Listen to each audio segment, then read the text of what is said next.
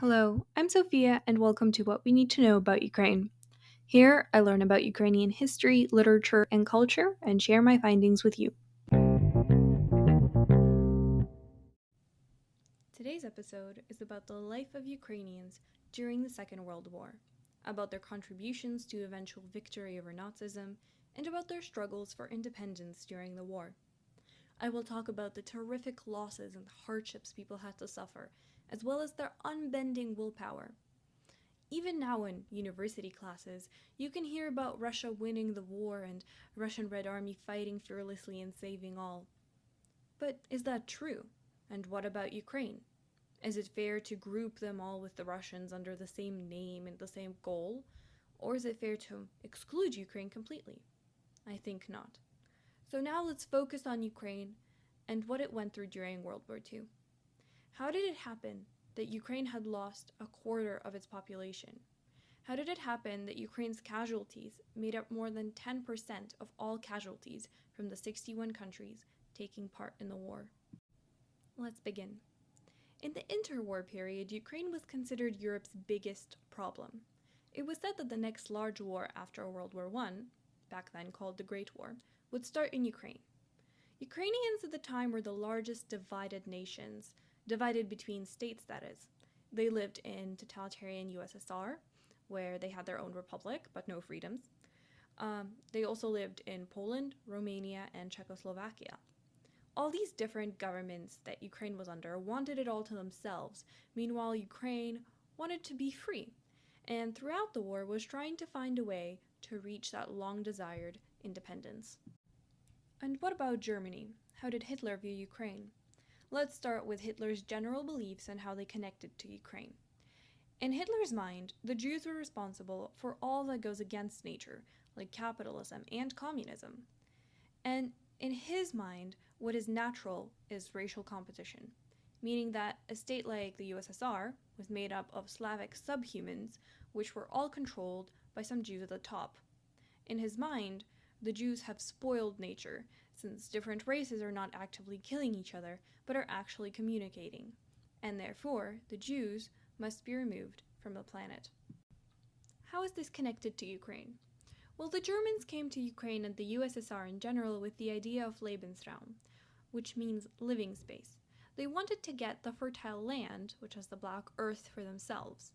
They thought it was relatively easy to get since the subhumans would not be able to oppose them without the Jewish leadership. This required the genocide of all Jewish and lots of Slavic Ukrainians, leaving just enough Slavs to serve the Germans that would move in and colonize the land. Many Ukrainian Jews became victims to the Holocaust. 1.5 million of Ukrainian Jews are killed. That is 1/4, or 25% of all Holocaust victims. Hitler also uses Ukraine as an excuse to go against the communism and states that he will free Ukraine from Moscow's rule. Therefore, Ukraine was in the center of the action from the very beginning of the war. To attack the USSR, Hitler plans to ally with Poland, but Poland resists. This changes his plans quite drastically, and instead, he flips and allies with the Soviet Union and attacks Poland. This was done to avoid a two-front war, since the French have come to the aid of Poland and the British to the aid of the French. For Hitler, though, the real war was on the Eastern Front. He never wanted to fight the British and only attacked France not to have a two-front war when the fighting with the Soviet Union would happen. But like I said, those plans were luckily destroyed by Poland. Speaking of Poland, some of today's Western Ukraine was part of Poland in 1939, and when Hitler invaded it, Ukrainians made up 14% of the Polish population. 120,000 of them were in the Polish army, and while Ukrainians were fighting under the Polish flag, German aviation was bombing Ukrainian cities like Lviv, Ternopil, and Lutsk. As we all know, Poland did not succeed and was split between Nazi Germany and the Soviet Union. Ukrainians that were part of Poland now were part of the USSR, and the Ukrainians from Romania also joined Ukraine in the Soviet Union. So now, most of Ukraine was reunited. This seems like a good thing, but no one likes the idea of being united under Bolshevik power. Ukrainians in those newly added lands in the West were brought into the Soviet way of running things quite abruptly. Their lands, property, and businesses were nationalized and collectivized. People no longer owned their houses and the food in their gardens, but the Soviet government did. Churches and their lands were confiscated and religion prohibited.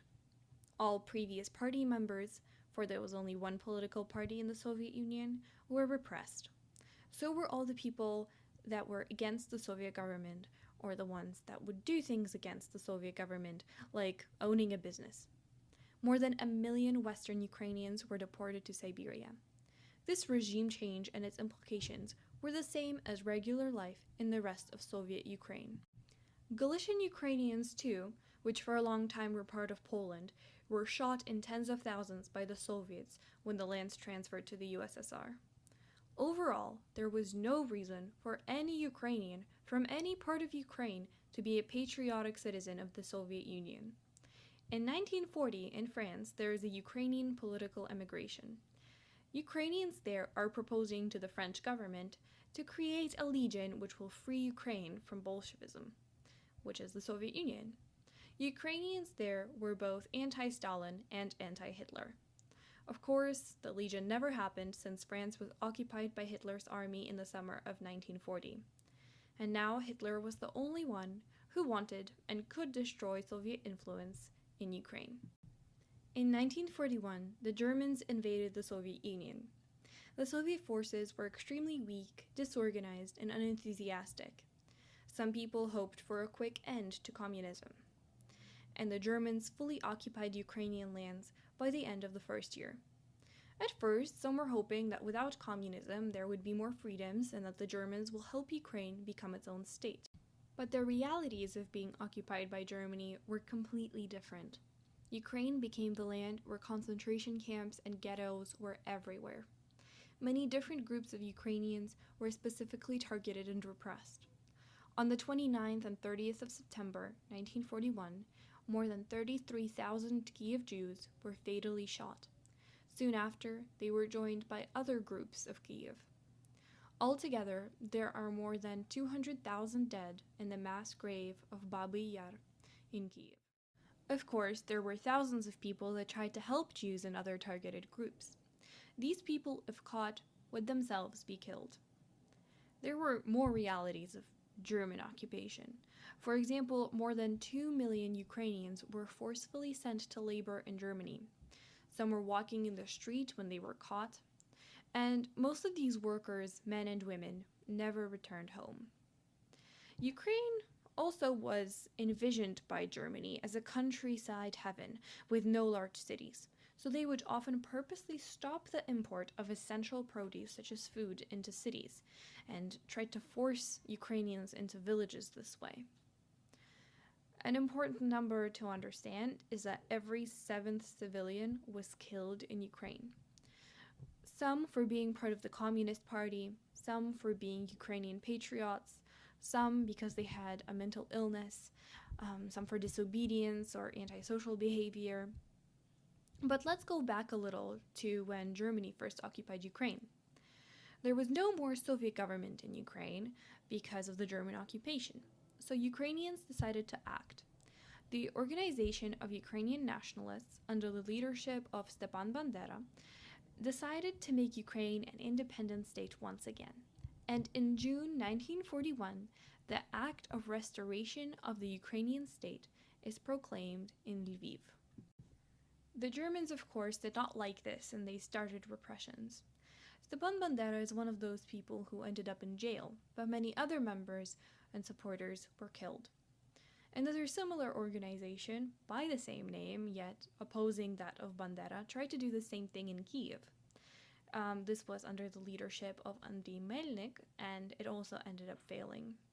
The most active participants were jailed, like in the case of Melnik, or killed. Although there were exceptions and sometimes the Germans supported little acts of Ukrainian self-governments and Ukrainian activists, but it was done on a small scale. Therefore, having lived through the terrible things caused by both the Germans and the Soviets, not everyone agreed whose occupation was better and whose was worse. Yet it was clear from the Nazi rule that they are not the salvation to be counted upon to save Ukraine from communism. With every bloody mass murder of the peaceful civilians, Ukrainians hated the Nazis more and more. They rebelled, and not on Russia's side or the side of the Soviet Union, or on Germany's side, but on the side of independent Ukraine. The mass movement of resistance has begun. It took primarily partisan and underground forms. Partisans resorted to sabotage, attacks on German headquarters, undermining communications and communication lines. They also destroyed roads and bridges. Ukrainian partisans created their own divisions and provided ammunition and clothing for themselves. They were supported by the locals as well. Of course, the Germans didn't like this, so they terrorized the civilians as a comeback. One example is the Korukivka massacre, where the German Nazis and the Royal Hungarian Army burned down and destroyed an entire village and killed more than 6,700 of its inhabitants in only 2 days. This, unfortunately, isn't a singular case. Both organizations of Ukrainian nationalists that I mentioned a little earlier, at least their surviving members, turned against the Nazis. In October 1942, the Ukrainian Insurgent Army was created. They had around 100,000 members, and its main goal was to create an independent Ukrainian state. Therefore, the army fought everyone who stood in the way of doing that. And that meant literally against everyone: the Germans, Soviet partisans, Polish rebels, and then their fiercest battles were against the Soviet regime. Since the Ukrainian Insurgent Army fought literally everyone, they could not just have a normal base camp, and they lived in the forest. They would live in underground bunkers and have to fight off both the Nazis and the Russians, as well as they had to fight off the Russians after the Second World War. Going to their families and back to their villages to get food and clothing was extremely dangerous. Those caught by the Russians would most likely be shot to death. So there were volunteers that would bring them encoded messages, food, clothing, and medical help. If caught, they would sooner shoot themselves to make sure they say nothing about the hiding spots of others in the Ukrainian Insurgent Army when questioned, starved, and tortured. Although the dangers were everywhere, many joined without hesitation, since, as one volunteer and survivor puts it, "I helped because I love Ukraine. I wanted to have my own state, so that we were not lower, so that we were people." She, along with many other women, would help out the warriors with provisions and medical help. In 1944, the Ukrainian Supreme Liberation Council was created. It was meant to be the supreme body of the Ukrainian people in its revolutionary liberation struggle. In its documents, the council made attempts to prescribe the structure of the future state. This means that Ukrainians were already preparing for independence. As I already mentioned, after the Soviet government came to power in Ukraine again, the Ukrainian Insurgent Army continued confrontation. The struggle against the Soviet government and the special services continued until the early 1950s, when the resistance weakened and ended the organized struggle of the Ukrainian Insurgent Army. Unfortunately, Ukrainians did not get their independence, which was once again squashed. Not less horrific was the deoccupation of Ukraine from the Germans. As the Red Army was getting the Germans out of Ukraine, they did not care at all about losses or human lives, and pushed forward, replenishing their ranks with the unarmed and not military-trained Ukrainian boys and men whom they found along the way. They did this just to get more people on the battlefield, and used them as cannon fodder. For example, the Battle of Dnipro resulted in success, but also 400,000 deaths and more than 1 million injured. It took 2 years to get the Germans out of Ukraine. Ukrainian Alexei Berest was one of the 3 soldiers who hoisted the victory banner on the Reichstag building in Berlin on May 1, 1945. And Lieutenant General Kuzma Derevyanko, originally from Ukraine, accepted the surrender of Japan from the Soviet Union. And yet, unfortunately, Ukraine was once again under Moscow's control. Moscow right away deported all Crimean Tatars, Greeks, Bulgarians, and Armenians from Crimea. They were not even allowed to have time to pack, or even take anything with them. The official reason Moscow gave was cooperation with the Germans, which, needless to say, is a false pretense. Stalin did not recognize Ukraine's contribution to the war being won. When talking about the Second World War, even now, Ukraine is barely ever remembered. Yet it had one of the biggest casualty counts. So let's go over the insane statistics. Let's not forget the 7 million Ukrainians in the Red Army of the Soviet Union and the approximate 100,000 Ukrainians in the Ukrainian Insurgent Army. There were also around 80,000 ethnic Ukrainians that fought in the American Army and 45,000 in the British Army. There were 5,000 in the French Army and, as I already mentioned, 120,000 in the Polish Army. From the 7 million Ukrainians in the ranks of the Red Army during World War II, every other soldier died. And from the half that was left alive, every other came back disabled. So, more than 3 to 4 million Ukrainian soldiers that were part of the Red Army were killed, and so were more than 5 million Ukrainian civilians. That is around 8 to 10 million Ukrainians out of the 70 to 85 million dead in the 61 countries that participated, meaning Ukrainian casualties made up more than 10% of the casualties in the world. I want to make sure that everyone understands it is not the Soviet Union's casualties I'm talking about, but only Ukrainian casualties. Ukraine lost a quarter of its population in this war. Of course, that is not counting the people which were shipped off to Germany for work, most of whom never returned, and also the Ukrainians part of the partisan armies. Those are really hard to estimate. There were also material losses. The front twice swept through the territory of Ukraine from the end to the end and left significant destruction. In general, material losses of Ukraine during the war are estimated at 100 billion US dollars at the exchange rate of the time, which is a lot of money. Around 700 Ukrainian cities and 28,000 villages were destroyed. Ukraine, as a result of World War II, suffered material losses of more than 45% from the entirety of the losses of the USSR, meaning that out of all the losses the USSR had, more than 45% were Ukrainian losses. 10 million Ukrainians that survived were left with no housing or with it being severely damaged. To sum up, the Red Army cannot be called the Russian Army. The Soviets cannot be called Russians. They are not the same.